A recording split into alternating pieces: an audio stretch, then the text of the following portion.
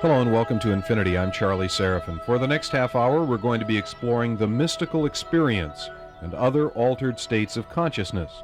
Our guest is Charles T. Tart, a professor of psychology at UC Davis. Dr. Tart is the author of many books, including the classic Altered States of Consciousness. Dr. Tart has been focusing on the relationship between science and spirituality. What do we mean when we say mystical experience? Well, it means a lot of things. For some people, it means something mysterious and crazy. For other people, it means the highest possible thing that could happen to them in their life. And I think that's the meaning that's important. The basic idea is that there is some kind of internal experience you can have, which, in a nutshell, will reveal the meaning of life to you, or at least a lot more of the meaning than we ordinarily get. There are degrees of mystical experience, ranging from a feeling of knowing everything that's important in the universe, your place in it, your mission, the meaning of life, down to more prosaic sorts of ones where you have major insights into some aspects of life, how you should live.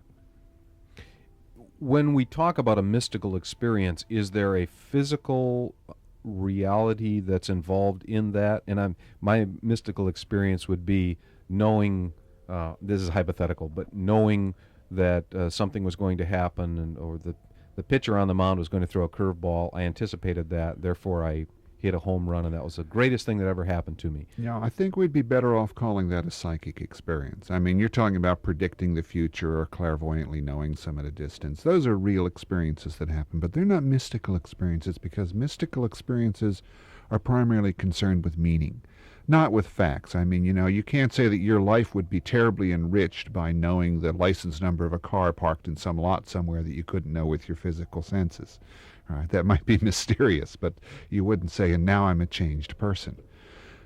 But if, for example, you had an experience where it was no longer just an idea to you that people are intimately related, but direct knowledge, that you had real gut-level perception that we are all one. That's what we mean by a mystical experience. It'll change your life. It's not a small-scale, merely interesting sort of thing. How about another one? I'm trying to give specifics so that we can kind of hone it down. Your first child is born, and at that instant you know that is the most significant part of your being, to become a parent to this child, and that development and that relationship has forever changed your life. Can that be a mystical experience? I'm not inclined to call that a mystical experience, because the mystical usually transcends the personal. Okay, you can have really important psychological insights that pull your personal life together, make you understand yourself, your relationship with a loved one or something like that. But mystical experiences are always telling us that when we limit our concept of ourselves to the personal, that's much too limited. We are beings that go far beyond the personal.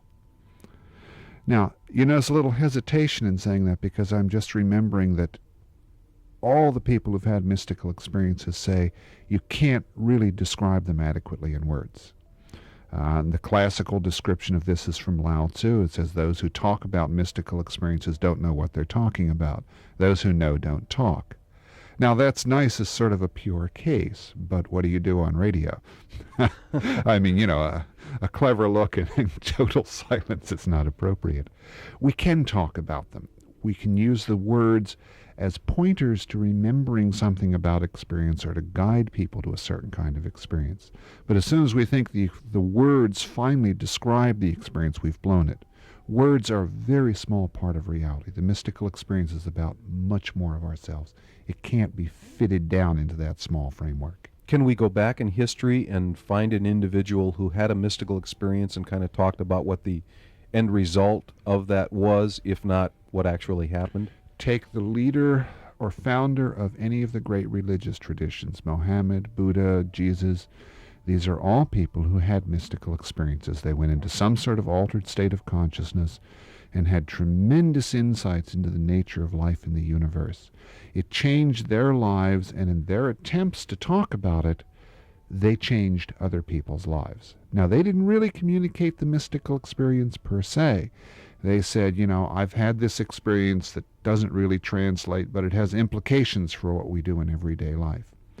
Unfortunately, what tends to happen with most religions is that they forget that if you really want to understand, you have to have that kind of experience yourself. Instead, you get the comments of the commentators on the disciples' letters to the followers of the storytellers of the commentators, and you get the very dilute sort of thing, some of the implications. One reason that people think Christianity has failed for many people, for instance, is that it doesn't teach people how to directly experience the kind of things Jesus talked about. It just says, these are the rules that come out of it, and you better obey them or go to hell. Well, you can condition people into doing that, but that's not the same thing as knowing. Buddhism, by contrast, in some of its forms, I mean, in lots of its forms, it works the same as Christianity, but in some of its forms, it constantly says the Buddha is somebody who had a mystical experience, and yes, he talked about what that means, but he also said, here's the method for having it yourself. Go and have the experience. When you've experienced what I've experienced, then you'll really understand. If you don't, no matter how cleverly you can talk about it, you don't really understand. And that's important, because we love words. We say something clever and we fall in love with it, we get attached to it, but that word is always a partial statement about reality. And so we get in trouble because we overvalue parts of what reality is and forget the whole. Some one individual listening to us right now says, that's for me, I want to have a mystical experience. How can they go about making that happen? You always ask such pointed questions. That's not an easy answer. I mean, there are many spiritual traditions around which will tell people how. I think most of those spiritual traditions don't know how to really adapt their techniques to individual people with maximum effectiveness. So a lot of times the traditional spiritual groups will make you go through some long method that might have been fine if you were born in Persia in 300 AD and had a certain kind of personality and cultural background. But it's not really very effective for people living in California in the 1980s. Now, those are the places you have to start generally. But the spiritual traditions that I think are going to mean the most to us in the long run are the ones that are constantly trying to adapt what they know so it will work for people of our time and age. And that's not easy. Let's talk about American Indians, if we can, for just a second, and the ritual of maturation for the young adult, as a man was going from being a boy to being a man and wanted to become a warrior. He would go through a series of tests and steps, and out of that oftentimes would come a mystical experience that would change his life and give him direction. In fact, in some tribes it was essential that you have the mystical experience. I mean, after much preparation, you essentially went out on a mountain by yourself alone for many, many days until you had some kind of mystical vision that gave you a feeling of your new place and your function as a member of the community, as a human being, as a sentient being. We don't have that in our society, and it's kind of strange, the transition from childhood to adulthood. What is it, when you get your driver's license or have your first drink? Not a terribly inspiring sort of ritual. I've known some people who are trying to bring that kind of tradition back, that you should have a vision to give a spiritual meaning to your adulthood, but that's still a very small part of our society, I'm afraid. We need it very badly. And you don't have any, I was hoping for a shorthand solution to the problem that's plagued us for ages, but you don't have one to offer, particularly in the Western tradition. Well, I think it's very individual. Again, what works well for someone might be fine. I mean, one person, it might be great if they go off and join a Sufi order, and another really ought to become a Buddhist if they want to be effective, and another should be a certain kind of Christian, and so forth. Because I think all these traditions actually come together when you get to the top. It's just at their sectarian level that they fight with each other and so forth.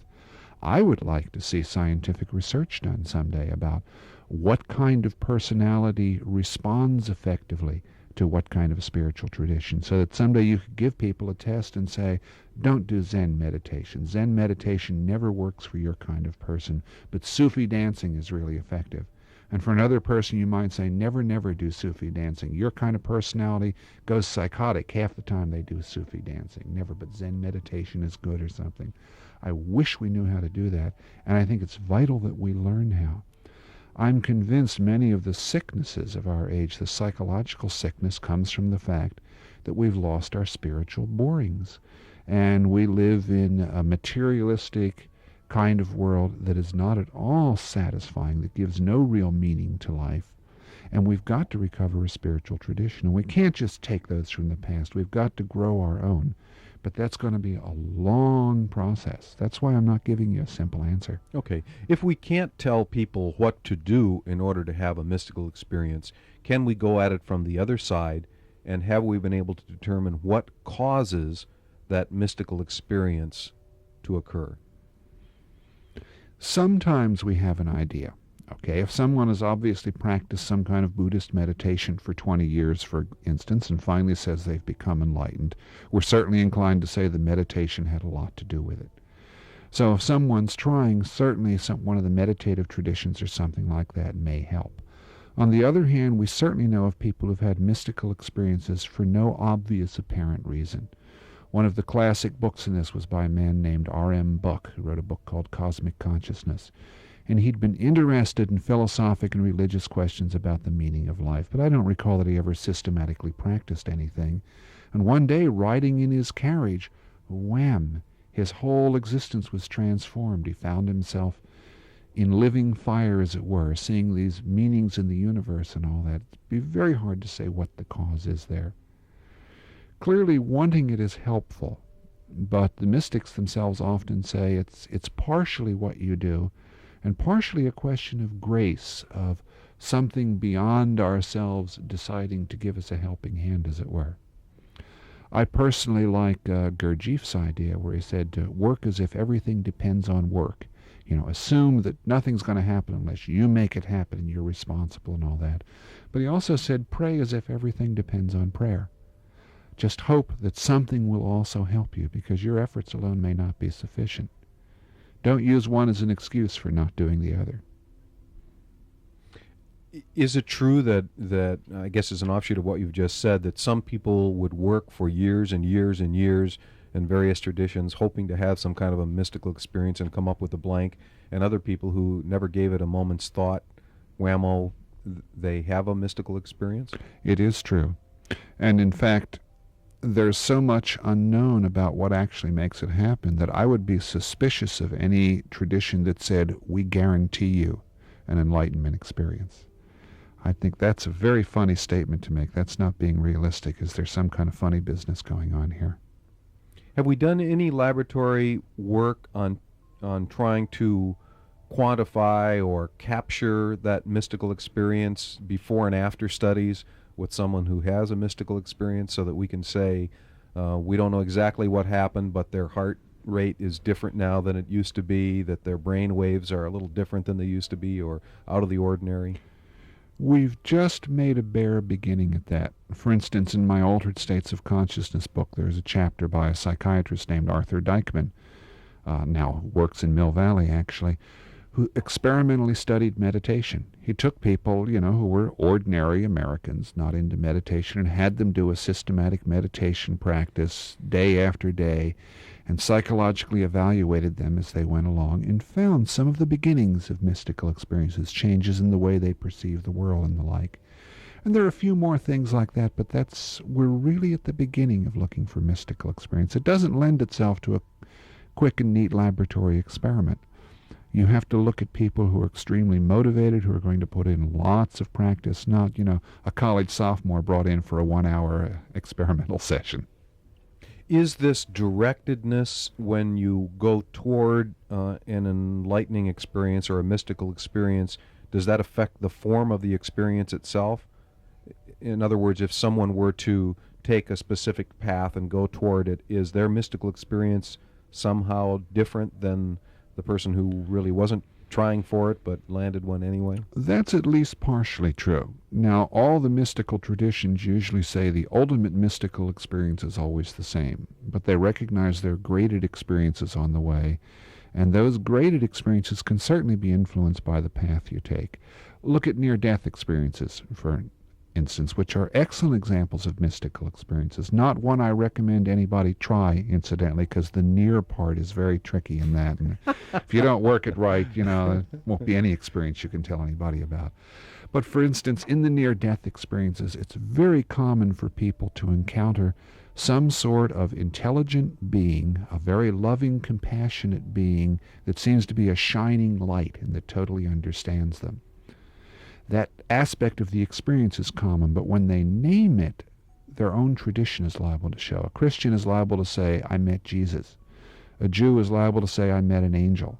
An atheist who's very shook up but is a little afraid of totally committing himself is liable to try and stay neutral and say, well, this being of light and compassion. So the way you interpret your experience certainly depends on your tradition. And I also suspect that the lesser experiences, it will shape the experience. It will determine the kinds of things you see and perhaps how you interpret them as they go along. That can be used negatively, for instance. You can brainwash people by inducing something like mystical experiences and use lots of suggestion and psychological pressure to force some kind of very powerful experience that seems to validate what you want them to believe. And that can be used to manipulate people. Okay? The mystical experience, like anything else, can be used in the wrong sort of way in the wrong hands. Is there a difference? You talked about the negative use of it, but is there a difference that, again, we can quantify or make note of the differences between, say, a drug-induced experience, a meditative experience, a spontaneous experience, a hypnotic experience, or do they all sort of have the same end result? We don't know enough to really answer that question in detail. I can only give you the beginnings of the answer. For instance, a lot of features of certain kinds of psychedelic drug-induced experiences sound very similar to spontaneous mystical experiences. I say sound similar because we're looking at the word descriptions of them. We don't know what differences might lie behind that. The drug-induced experiences certainly appeal to us. They seem like a quick and easy way to have a mystical experience. And in some sense, that's all right.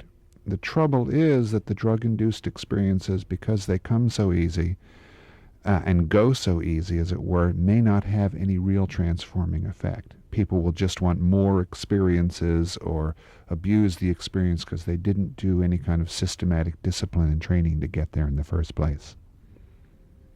I think the drug-induced experiences are tricky. Ideally, people should be trained in techniques like meditation from childhood in a culture that opens them to these larger dimensions of themselves, and that would be the best way. But of course, we don't live there. In our society, I think some people have had mystical experiences as a result of psychedelic drugs, and it has changed their lives, and it's been a great blessing. On the other hand, a lot of people have not used psychedelic drugs correctly, brought a lot of suffering into their lives as a result of it. So it's a mixed bag at present. You talked about the possibility of a relatively small impact from a certain type of mystical experience. Are the spontaneous and or the mystical experiences that are attained through meditative practice long-lasting and significant in people's lives? Usually, yes.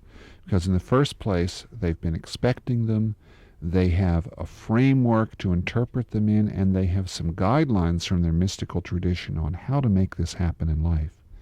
See, unfortunately, it's too easy to have wonderful experiences that don't really affect your life. I mean, anybody listening can undoubtedly remember moments of great emotional intensity when they really saw something new about their life and saw how it needed to change, and a week later they'd totally forgotten it, much less done anything about it. It's like they say creativity works best when it happens to the prepared mind, so you have to know what to do with it. To sustain, in some cases the mystical experience is so overwhelming that a person's life is forcibly changed whether they do anything or not. But in a lot of cases you have many mystical experiences, to use a horrible word, and if you don't have some way of understanding yourself, your resistances to it, some ways of disciplining yourself to work out the implications, it may not last. You talked about the near-death experience. Can you give us another example of a mystical experience? Oh, there's so many of them. Which one should I go to? For instance, an awful lot of Americans have had a mystical experience. Some surveys have shown that 30-40% of people will say they've had something that's taken them out of themselves and made them feel that they were in contact with a higher power, a more meaningful type. universe somehow. But in most of these people, they wouldn't call themselves mystics, and they would admit that the experience has faded in their life. They haven't really known what to do with it. Now, as an example, let's go back to something I mentioned earlier. We have as a sort of philosophical and religious idea the idea that we're all one. Well, that sounds wonderful, but think about it. Do you feel one with other people? I mean, I'm afraid most of us feel that we're inside our skin here, and other people are out there, and there's a real gap between us. You know, we can talk and sort of indirectly communicate, but basically I'm in here and you're out there. And that, of course, affects the way we treat other people. You know, if you're not really me, there's a limit to how much I care about whether you're suffering or happy or whatever. Now, there's an aspect of the mystical experience where people will know at a far more deeper level by directly experiencing it that we're part of all life. And then their attitude totally changes. You know, your suffering is not really somebody else's suffering, it's my suffering. In a real sense, not a philosophical sense. That's one of the main things that happens in mystical experiences, and it totally changes people's lives. They treat other people far more decently. And you know, in a sense, they don't do it out of a sense of morality, because they should treat other people nicer, because it's the only sensible thing to do once you've really experienced that other people and you are one. I'm trying to get back at the same thing, I guess. Can you describe some of the sensations? And again, we're caught up in words, and I know that it's not a word-type experience. But can you describe a mystical experience? All right, let me make one up on the spot that fits a lot of the kinds of things I've read. You begin to lose your ordinary sense of self. You may, for instance, find your body fading. It's not quite clear where your body ends and the rest of the world begins. You ordinarily have all this sense of I, you know, I believe this, I'm for that, I'm afraid of this. Those things begin to change and become something else, or you lose, or they seem trivial. You know, all of a sudden these things, I believe in this ism. You begin to realize, oh, that's one little manifestation of things in a very big universe. And it's nice, but it's not really terribly important somehow. At the same time, your sense of being expands so that it's quite obvious you're not just you. It's hard to put this in words, but you go beyond yourself. You extend in space and in time and with a direct connection to other beings, ordinary physical beings, spiritual beings of some sort, and it's just perfectly obvious to you that you do. I'm feeling frustrated in trying to say this. Again, you know, those who know don't say, and those who just try to describe it too well don't know what they're talking about. What about, you mentioned in the near-death experience the importance of light, as that seems to be a common thread that runs through the experience. Why is that? Is it simply the absence of darkness, or is there another significance in light? You're right. This comes through in all the mystical traditions. The experiences are so often described in terms of light. And the picture that comes out is that light is the ultimate reality. Not just ordinary physical light, but something like light, a luminosity, a clarity, and aliveness, for which light is sometimes the best metaphor. And also sometimes it's quite literal. In the near-death experience, for instance, people will sometimes say, I'm not using a metaphor when I say a being of light. This being was brighter than the sun. But it wasn't ordinary light because it didn't hurt to look at it. You know, it hurts with your physical eyes to look at a very bright light. I don't really understand this, but there's some sense then in which light's a metaphor, but also in which it's talking about a reality. Light is also a good metaphor also in the sense that it's fluid. It goes everywhere. It seems instantaneous. It emphasizes this feeling that we're connected far wider than our ordinary selves. What is the status of mystical experience? Is there more going around today or less? Is it catching? Yeah, can you catch it? I hope there's more going around. I don't know. I'd say there's probably more than, say, in the 1930s or something like that, just because our traditional cultural values have eroded so much that people are not satisfied with the comments of the commentators on the disciples, as it were. They're looking for direct experience. Now, of course, in the looking, sometimes they're doing wild and crazy things that sometimes are harmful, sometimes are good. There's certainly much more interest in it. We live at a very interesting time in cultural history that way. People want to know directly and not have somebody else's word about why we're here, what the meaning of life is, and so forth. And I hope it's catching. It is catching to a certain extent in that people who've had these experiences often develop a certain kind of presence that other people realize this person knows something or has something I want, Even if they don't talk about it, there's something in their manner, a certain calmness or acceptance or something. I'd like to have that. So I think it might be at least mildly catching. What does the mystical experience suggest about the nature of God? At its highest form, the mystical experience is often described as total union with what we think of as God. Now, of course, it's very difficult to describe God, but it is a feeling that God is not a concept anymore. God is an immediate reality, and there's no separation between the experiencer and God. There's a certain sense in which the people who've had the full mystical experiences are the only ones qualified to talk about this. I'm certainly not qualified to talk about it. But these people say they know. They don't speculate about God. God's not an idea or a historical tradition. God is everything. God is them. And if you want to talk about a life-changing experience, what more could you have? Will we ever know more about the mystical experience than we know today? And if so, how will we get to that point? I'm very hopeful that we'll know more about it.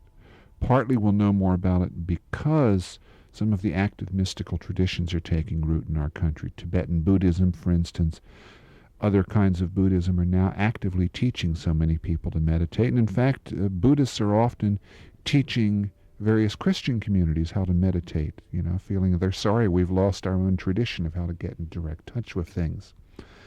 So more people are working on it, and that will help. And also I think science has something to contribute in the long run. If we take science away from promissory materialism, as it's often been called, and just reducing everything to simple chemicals and just use that method as a way of asking straightforward questions. What do people do when they meditate? What kind of psychological effects does it have? And what's most effective? I think science could actually make meditative and other techniques more effective for inducing the mystical experience. So I see a very interesting future where science and mysticism can draw closer together.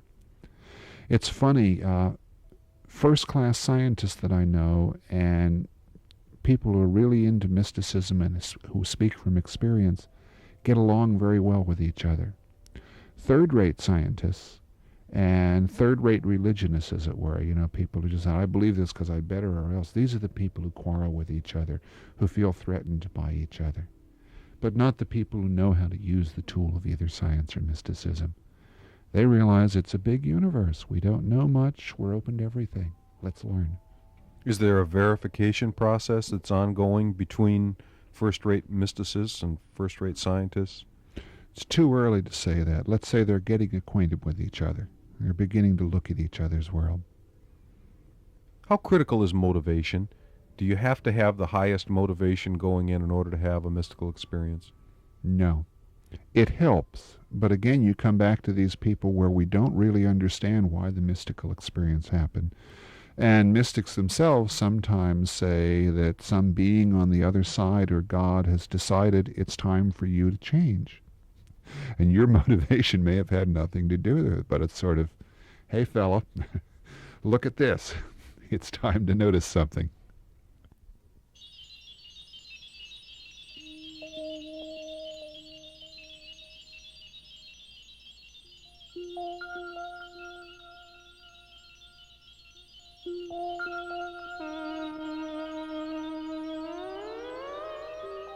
This is Infinity. Remember to keep your mind open and listen to your heart. I'm Charlie Seraphin.